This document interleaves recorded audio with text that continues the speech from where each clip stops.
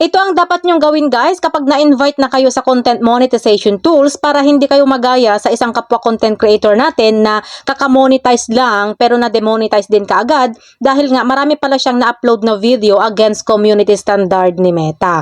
Kaya kapag nakatanggap na kayo guys ng invitation mula kay Meta, huwag nyo munang iset up.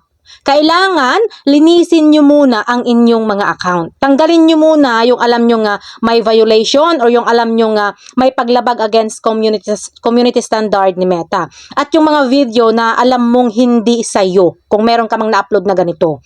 Dahil after na mag-invite si Meta ng content monetization tools, doon na magsisilabasan yung mga iba't ibang violation. Kahit pa sobrang tagal yung video na yan guys or kahit pa in-upload mo pa yan nung hindi ka pa content creator, madedetect pa rin po yan ng system. Kaya inuulit ko guys na bago kayo mag-set up ng content monetization tools nyo kapag na-invite na kayo, make it sure na malinis na ang inyong mga account.